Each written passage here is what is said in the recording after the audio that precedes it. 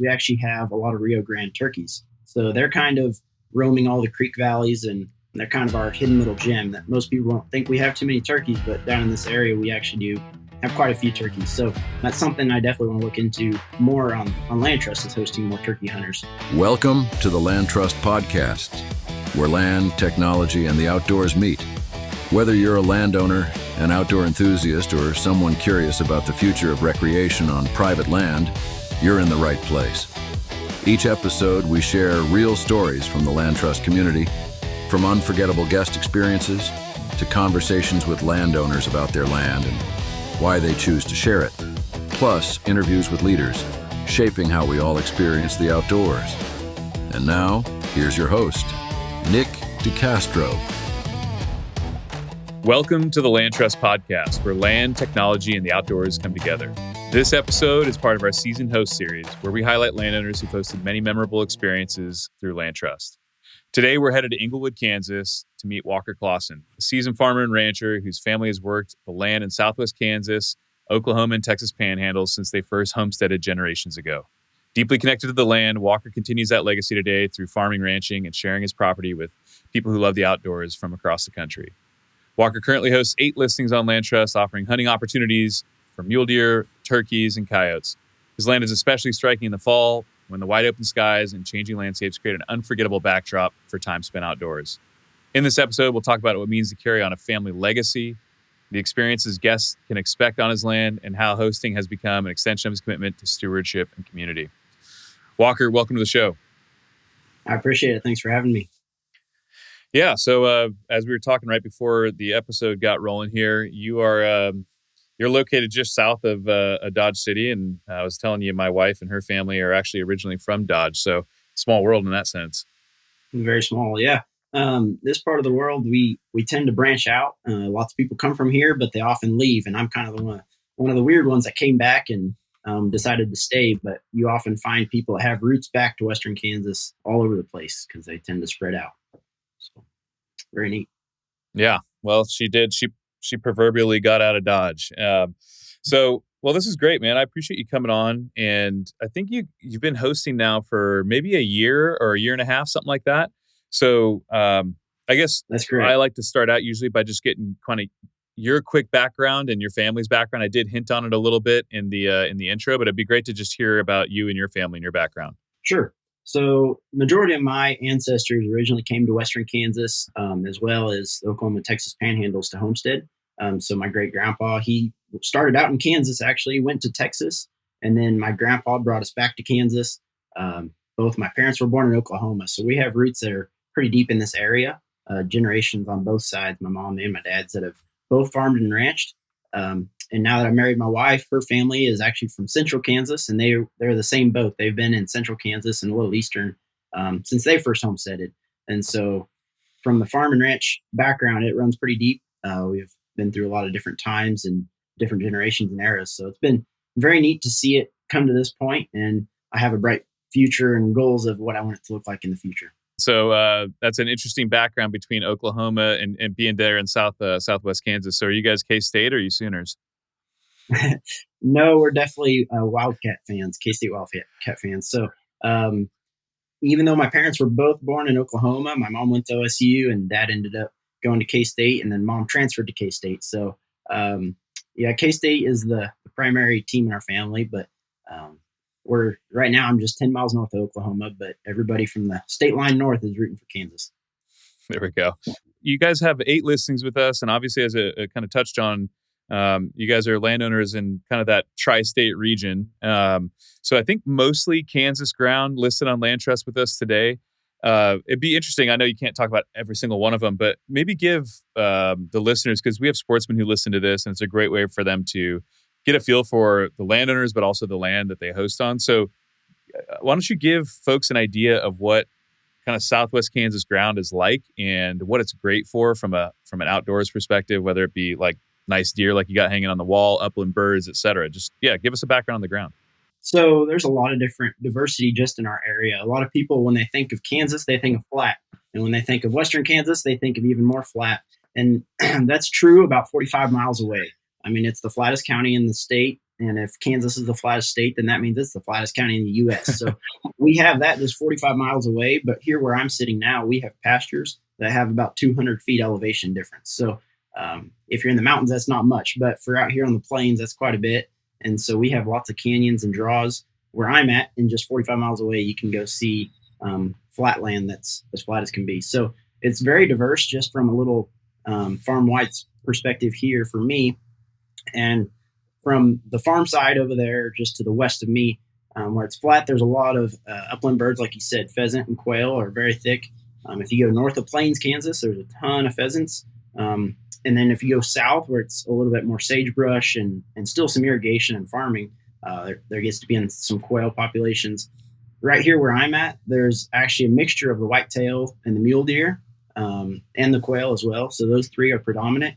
And then all over the place, we actually have a lot of Rio Grande turkeys. So they're kind of roaming all the creek valleys, and they're kind of our hidden little gem that most people don't think we have too many turkeys, but down in this area, we actually do have quite a few turkeys. So that's something I definitely want to look into more on LandTrust, is hosting more turkey hunters. I haven't done that quite yet. Yeah, I mean, we have so many turkey hunters. It was unexpected, honestly. I came from a bird hunting background. I grew up hunting quail in the deserts of Southern California.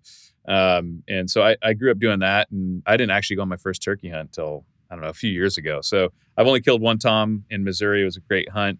But man, when the turkey hunters found us, I mean, I think they're probably still the number one most bookings on the platform. So turkey hunters love LandTrust. It's such a great vehicle for it because you can hop around state to state. Tags are usually pretty easy to get. You can buy them over the counter, generally speaking. And you will see guys book, 5 bookings in a row, and they'll just like hop state to state, getting their birds and their subspecies and all that kind of stuff. So great to know that you guys have a great Rio population down in that region. We will be definitely pushing that hard for this coming spring season. Yeah, actually, I didn't ever get into turkey hunting because it's kind of a challenge if you're just a junior high kid or high school kid trying to get out and call birds. Fortunately for me, there's an NWTF director that lives in my hometown, which you would think is kind of unheard of out here where there's just a few turkeys, but he's actually based out of Meade. And so he's the one that first took me on my turkey hunt on our land. And then we actually called in 2 birds. I was able to shoot the first one, and then he actually got the second one. And then we had to go out another day to get my second tag. But very fortunate to get into the outdoors at a young age just with turkey hunting. And I had the same type of deal with deer hunting. I had a guy in our church actually took me and my brother out for mule deer, and saw quite a few mule deer. Didn't ever get one killed that day, but definitely got the spark going in me. And that's kind of where the hunting started for me and my siblings.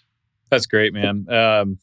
It's one of the things that we hear from, and I've heard I remember 6 years ago, I've been running LandTrust now, building this business with the team. But when I was getting it going, obviously went down to see the family in Kansas and see, their network down there. But I remember being in Kansas, where we started hearing from farmers and ranchers that they had done annual leases or multi-year leases before, or leased to outfitters and stuff. But for the owner operator, especially, it just wasn't ideal because, it's just like you guys. You might like to hunt. You got family or friends or neighbors or business partners who like to, come out, not all the time, but you'd like to be able to say yes when you want to. And that was kind of the first, real indicator that, hey, I think we're onto something with the model of LandTrust, where you retain all your property rights and you can say yes to whoever you want. And you can, whether it's you hunting yourself or you say, hey, look, we really like to hunt the mule deer, but we've got all this other stuff. But it really was that flexibility. And it was right in your region when I kind of first started hearing that feedback from farmers and ranchers originally. It's like, this model might be the right model because it allows you to have flexibility, still let your friends and family and neighbors enjoy it, and make some money from it. Does that seem to ring true? Definitely. Like you said, with the long-term leases, whatever you sign your name to is what you're tied to. And so those leases that we do are very aimed towards deer hunting. And so with LandTrust, the idea was like, maybe we can take advantage of some of these pheasant and quail populations that the deer hunters don't necessarily want. And so that's kind of the direction I'm shifting towards, is a lot of our farmland, our corners, they're either in CRP or maybe it's a sagebrush type pasture. And a lot of that pasture is just loaded with quail and even pheasant too. So that's the kind of the directive I've taken, is we kind of have the deer hunting on its own, but the other birds, especially the upland birds, they're really taking off. And I guess one point that I didn't mention earlier when I was talking about Kansas is out here in Western Kansas, there's playa lakes. These lakes are probably 4 foot deep at the deepest, maybe just a foot deep, but they can span acres and acres and acres. And these lakes will fill up with rain. So just this week, we've gotten 4 inches of rain. This is August, so it's very unusual to have 4 inches. And I think we're almost up to 8 inches in August alone, which is just unheard of. And so all of our ponds and lakes are full. And so I expect a huge amount of waterfowl coming this fall to start landing in these playa lakes out in the fields, because the fields are so flat. The playa lakes are where all the water drains to. It's something that, I mean, I didn't think about the hunting aspect of it until this last year, but just seeing the amount of birds that cross over and migrate is just unreal. So hopefully we can get some hunters to book and see some of those migratory birds. Yeah, absolutely. The playa lakes was definitely something I didn't expect on the landscape, but they're really, really cool. And yeah, I mean, what a magnet for waterfowl. And I was going to ask you, because I know a couple of years ago there was pretty bad drought kind of in that region, but it sounds like you guys are doing well on moisture, which usually bodes well for all the wildlife. So it seems like upland game populations, quail, pheasant, seem pretty good this year. Absolutely. Just this last Saturday, just a couple days ago, I was out moving some cows and actually saw a quail fly up with all of her little babies right behind it flying. So, I mean, the quail are very heavy this year. Unfortunately, where I'm at, I don't get to see a lot of the pheasant population up around Plains and Meade area. And so I don't get to see that every day, but the quail and the deer and turkeys is what I get to see. And they all seem to be flourishing this year. We had a big fire in 2017. And so we've kind of been rebuilding ever since that point. But it seems like now we're almost a decade away from that, and the populations have really bounced back. And with good rain like this, like you said, the crops are great, which means the animals are fed and there's plenty of water around. That's great. So, and any of your properties, I've been out, more west of you guys, and we got properties out there. Do you guys have antelope that come in, or they're not coming to as far as you guys are? There's always the rumor that one might be in the area, or maybe it's a herd, but they're very, very far and few in between. So we don't see any, and thankfully they tear up a lot of fences. So I'll let the guys out handle those. So sadly we don't have them, but we do every now and then get one that crosses through that you hear of. Yeah, it's I know it's one of those things. It's kind of like elk too, when you get into the West, where they are a liability when it comes to just like, they're breaking fences or they're eating forage or that kind of stuff. And that's why, I mean, honestly, a lot of landowners look to us as, hey, how do you turn these liabilities into assets? Because, while we as hunters might look at that as like, oh, that's amazing, a farmer or rancher's looking at it like this is a headache, but that's interesting. So I'm curious, how has it been? You've been hosting with us for, year and a half, something like that. And, I probably started with 1 listing, which is how most of our landowners start. Hey, let's try it out. And now you're up to 8. So how's it been, expectations versus reality? How does it work into your kind of daily life too? Because a lot of landowners will listen to this and they've been kicking it around, talking, it's a family decision always. But yeah, I'd be curious kind of like, how's it been to host, and, how does it fit into your daily life, and maybe any memorable hosting experiences? So like you said, everything around here is a big family decision, whether it's my dad and his cousins, or my grandpa and his siblings, or just my dad and his brother. Everything kind of ties together as family. So just to get this on board was quite the challenge. Just the aspect of, well, who's going to be on our land, and what vehicle are they driving, and what are they paying, and how are they going to pay, and how are we going to keep track of who's where, and making sure we don't overlap things. And that to me is why I think booking through LandTrust is helpful for me. Like you said, the hunting aspect of the operation isn't my full-time job. It's more of my, 6 to 9 after work type of job. So I go take care of my cattle through the day. And then when I get back home, I can check those emails and those texts and try to get back to those prospective hunters as soon as I can. And that way they can know what to expect and know what the booking will look like, because some of them are also first-time bookers. So you never know who you're going to talk to and what kind of hunting they've done in the past. So I always enjoy getting to know them before I let them on my place. And that to me is the vetting process. You don't necessarily get that with walk-in hunting that you can sign your land up for, but with LandTrust, you can at least look at their history and see that they're a hunter that's hunted in the past and has some ratings to them too. So you can really vet who comes on your land and how they're going to treat your land. Yeah, that's great. And it comes back down to control. Our landowners, especially our production ag, the owner operators, you guys are living and working in these places. Control, I didn't come from an ag background, so I kind of thought money would be the primary motivator. It almost never is. I mean, it is a motivator, of course. You want to make some income, but control is like the most important thing to our landowners, and making sure they can trust the people coming out. Trust is in our name for a reason. So yeah, our landowners get to say yes or no to any request that comes through for any reason they want, and I think that gives them a lot more peace of mind. Again, like as opposed to something like walk-in hunting where you don't have a say, you're getting paid.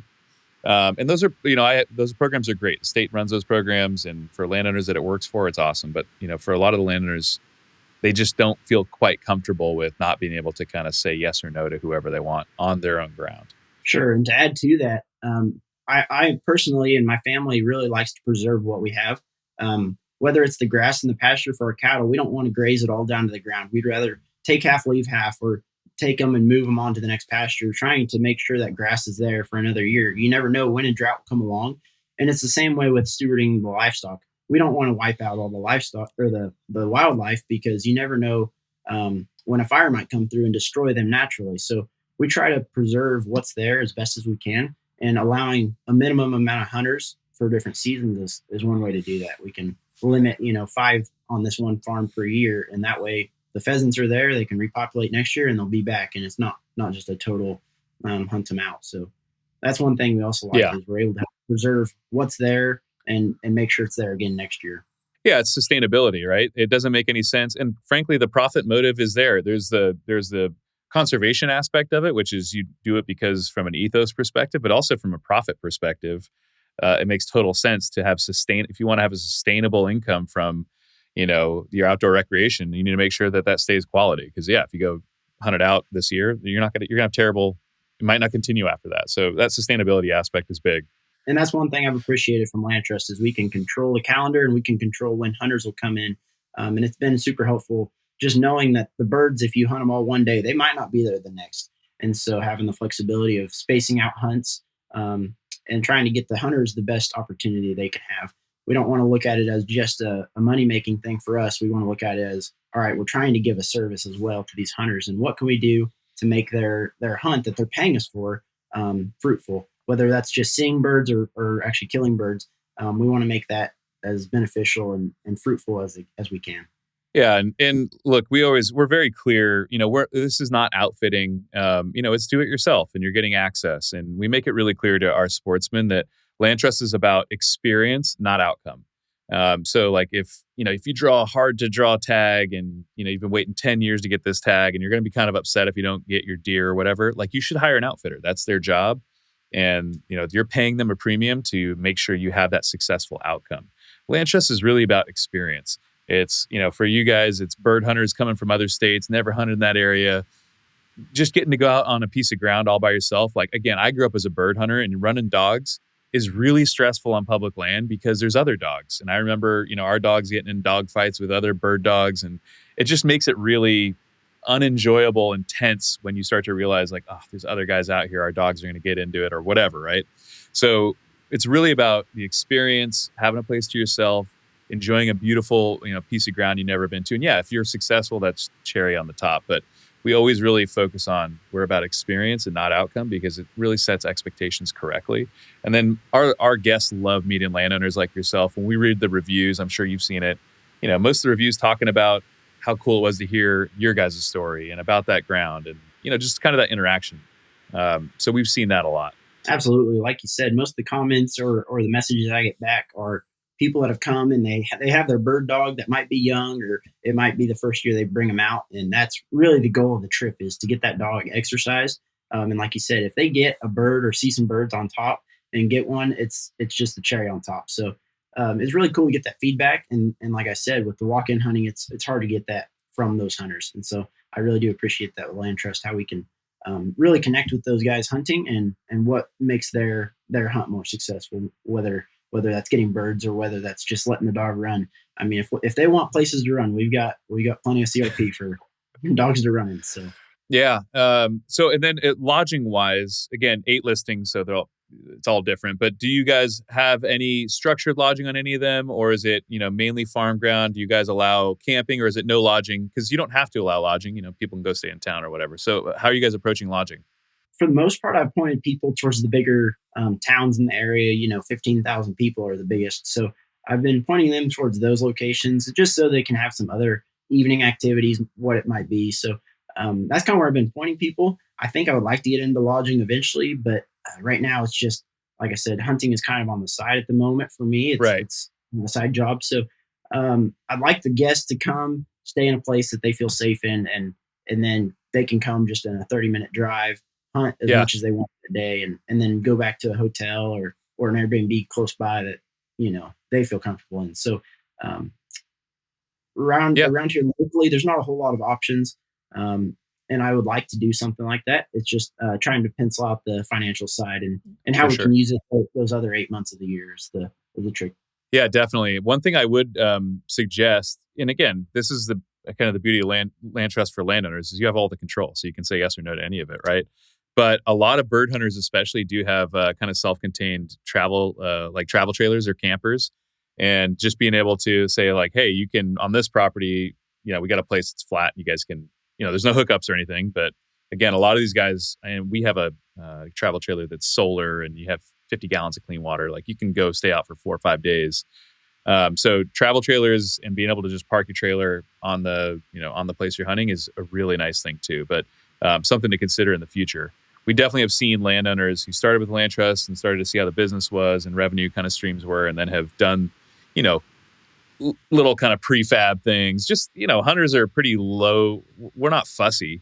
It's not like, your wife's coming and everything's got to be perfect. It's like, I just need a place with a roof and maybe it's warm or cold or whatever, Yeah, we actually are hosting the Kansas Forest Council in a few weeks to come do a trail ride, and they bring their big campers and trailers and everything, and it's a pretty good time. And that's kind of what sparked me into thinking it wouldn't take much to run some electricals and run a hydrant up there and really have a place for people to just hook up and stay a couple nights. So there's definitely been a thought, and now we just need to put it into action. Yeah. And like I said, I mean, if you have hookups, awesome. But a lot of these guys just run, fully self-contained stuff. They got solar and all that stuff. So something to consider. But I appreciate you coming on and sharing kind of your guys' story and talking about the ground. It sounds like it's going to be a good year. Are you guys doing any dove hunts on any of your places or no? I do have one dove hunt, and it was kind of a trial run to see if there was any interest. The dove, like the quail, are very, very thick this year. They're covering every single power line you see and every windmill tower. I mean, they're just everywhere. So if anybody does want a dove hunt, it seems like it's going to be a really good year with all the water standing. There's dove flying overhead all the time. So yeah, I do have one hunt, and really I should put up some more. So is it Labor Day weekend? It is. Yep. Usually the first weekend of September is that opening weekend, and it draws a lot of people in. And typically it's also the reminder you should probably start putting out some deer corn and putting up your deer cameras. So that's kind of let's hunt some dove, and let's see what kind of deer are out there, because the deer are definitely big and growing right now too. And I forgot to mention, we do have a deer hunt. We're still looking for somebody to book. Okay.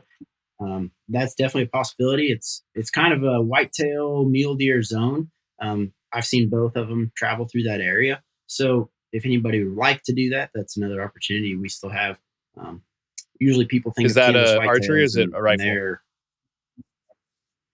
Either or. The place is actually very wide open.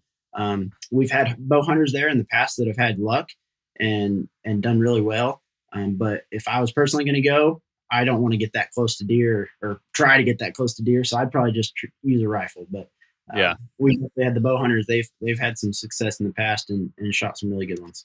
Awesome. Well, I will tell the guys after we get off of this that we'll kind of push some of those out. And that's one of the nice parts about being partners. We learn this stuff, and we'll go and send emails and text messages out to sportsmen who say that they have interest in dove or deer hunts, et cetera. So we will push that for you.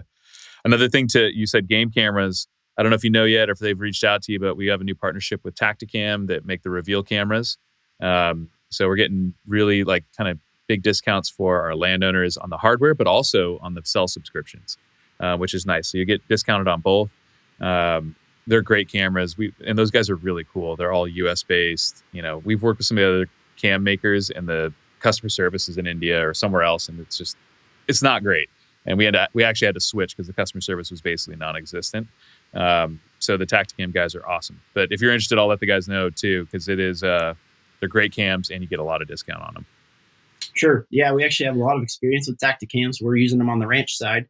So I have cattle all over the country, and with Tacticam, I can set it right there on my tank, and every day I'll get some pictures. So whether the tank's full or empty, and especially in July when it's hot and the temperature is high, cattle need 28 gallons of water per cow, and so wow, it's nuts. And so you think, okay, maybe I have 100 cows, they need 2,800 gallons of water. Well, then you can do the math, and if your windmill only pumps 3 gallons per minute, then you can kind of figure out I might not have enough water here.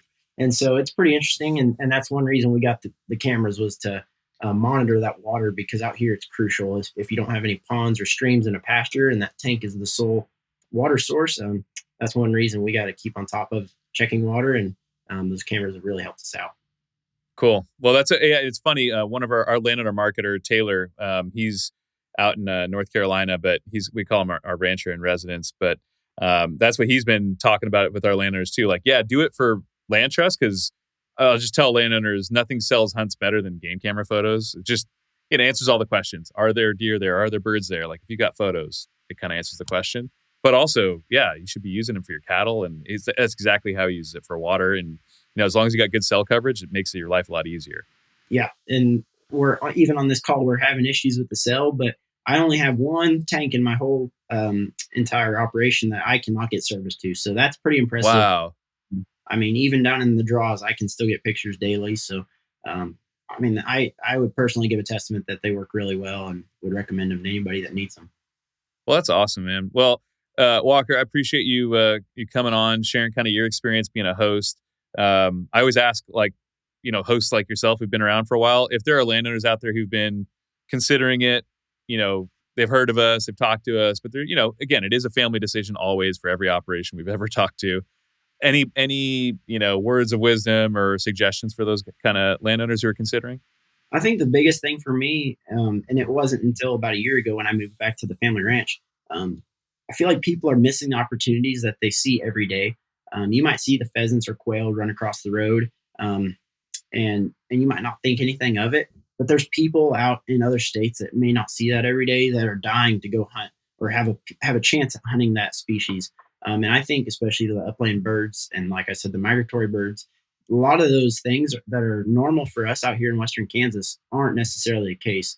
You might not have wide open space to run and let your dogs run and go hunt some birds. So I challenge any, especially Western Kansas or this area, if they really want to help those that are chasing those animals, as well as just give the opportunity. I mean, LandTrust is free on my side of the deal. So if I just can post it or have somebody on your team post it for me, then that pretty much takes all the work out of it for me. And it allows somebody to have the opportunity to chase a dream that they're chasing. Yeah, you can earn a bit of income, defray some taxes, whatever, just costs of running an operation. And so I appreciate that, man. Hope you guys have a good season this season. Like I said, we will definitely let some of our hunters know that there's some dove opportunities, and you still have some deer, and then of course a bunch of upland birds. It's great to hear, and we'll put it in the report that you guys got water and population seem to be doing well. So that's a big deal. It's very cool this time of year to see creeks running and ponds full. So we're going to take a lot of pictures and remember it, because it might be 10 more years before we see it again. So we'll take another volunteer. All right, and good luck to K-State. Sorry, Colin on our team. We're going for K-State. All right, man. Have a good rest of your day. Thank you. We'll talk to you soon. All right. Well, that was Walker Clawson from his family's multi-generation farm and ranch operation based out of Inglewood, Kansas. Really want to thank Walker for coming on, spending a little time with us. I know they're getting ready for harvest here soon. And for sharing his story, for being one of the many seasoned hosts who are on LandTrust, building bridges between private landowners and, people who love the outdoors. By the way, if you're interested in experiencing some of Walker's listings for yourself, whether you're after mule deer, a bunch of those Rios, like we were talking about, coyotes, etc., upland birds and doves. Apparently the quail and pheasant are thick this year due to all the water. You can go onto LandTrust and search for a number of his properties. I can give you a couple of those here: Wilson Farm, Berghaus Farm, Green Ranch, Mead Center CRP. If you go to any of those and you'll see the landowner and his face there, you can click on it and you'll actually get to see all of his other properties. And we'll throw links into the description there as well. By the way, if you're a landowner who's thinking about listing your land on LandTrust, you kind of heard Walker, you should probably consider it. It's really easy to get started and it's free. You just head to landtrust.com/landowners to learn more, or you can call or text our team anytime at 406-709-8450. So, hey, if you're doing harvest, you're in the tractor, you got some windshield time, making a drive somewhere, feel free to text or call us. All we do is talk to landowners all day, every day, just like you. There's no commitments. Again, we're not selling you anything. We're partners. Answer any questions. And if it is interesting, we can get your listing built, probably in a day, and get you live and out there ready to make a little bit of money from the recreation value of your land. Be sure to like, subscribe, share the episode with your friends and family, anyone else who loves the outdoors or farming and ranching. And that really does help us across the different platforms. All right, folks, that's a wrap. Thanks for listening. And don't forget, if you're looking for your next great outdoor experience, you know where to find it, landtrust.com.